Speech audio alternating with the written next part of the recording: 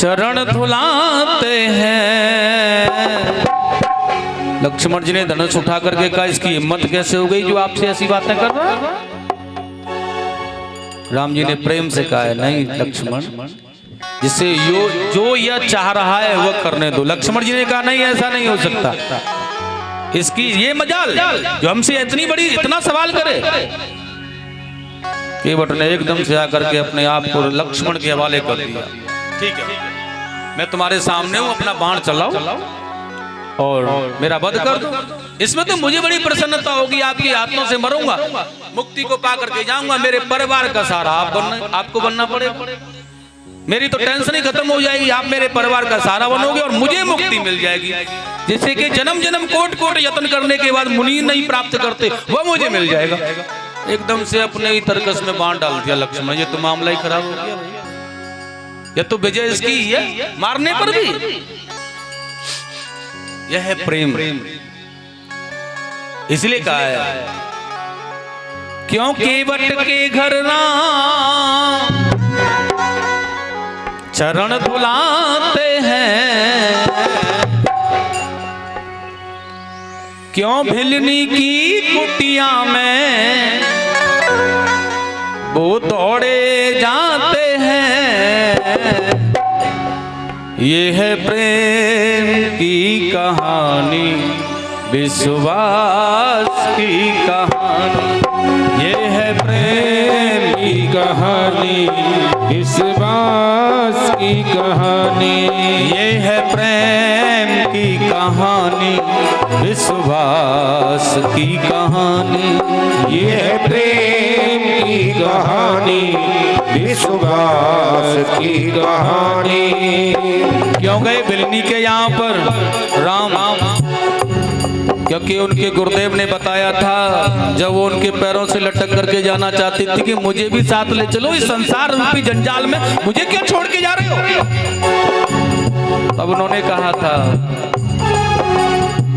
भिलनी,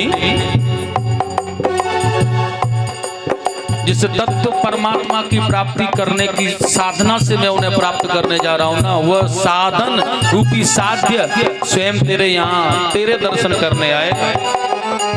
तू यहीं रुक और तेरे पास आएगा चलकर। वह पल और उस पल से आज तक वह सबरी, वह भिलनी भगवान की राह देख रही है। रोज मार्ग में फूल बिछाती है कि आ जाएंगे, आ जाएंगे, आ जाएंगे, आ जाएंगे। प्रतिदिन का काम उसका वह है। लेकिन राम जी कब आए? जब उनके पिता ने उन्हें वनवास दिया त्रेता में, और सबरी न जाने कब से राह बुखेर रही है। तो कह बड़ा सुंदर का है, ये है प्रेम की कहानी, विश्वास की कहानी। ये है प्रेम की कहानी, विश्वास की कहानी। मैंने आपसे कहा था विश्वास जरूरी है, साथ निभाएगा, छोड़ के नहीं जा सकता। लेकिन विश्वास नहीं होगा तो फिर कुछ नहीं है संसार में। अवश्य निभाएगा साथ, लेकिन विश्वास जरूरी है। तेरे साथ संग संग चलेगा वो विश्वास जरूरी है। ये है प्रेम की कहानी, विश्वास की कहानी। ये है प्रेम की कहानी, विश्वास की कहानी।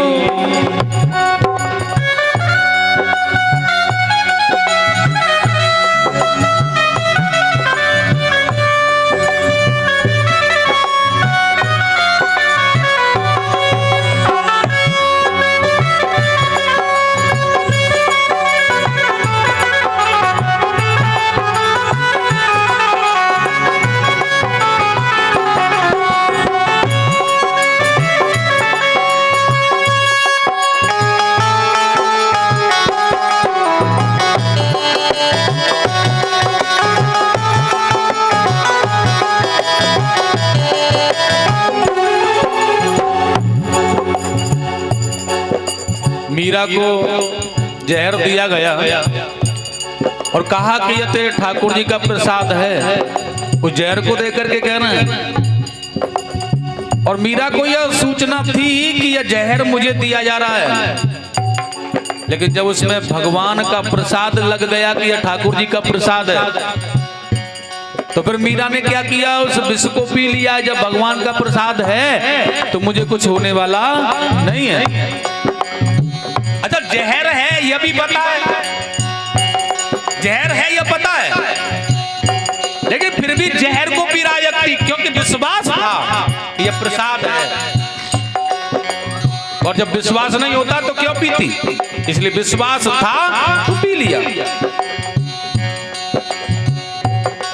क्यों मीरा के विष को अमृत बनाते हैं, क्यों मीरा के विष को अमृत बनाते हैं। विष का अमृत बनते हुए कहीं देखा है?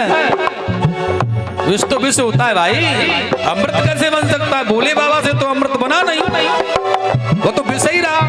उनके गले में, उनके मुख में जाने के बाद भी देखो, देवों के देव महादेव, वह भी अमृत नहीं बना, वो भी विष रहा। उन्होंने कहा हृदय से नीचे नहीं उतारना, क्योंकि विष है, इसलिए कंठ में धारण करना पड़ा। विष था इसलिए अमृत बना देते तो नीचे उतार लेते, क्या था। लेकिन यहाँ मीरा ने बना दिया अमृत विष का।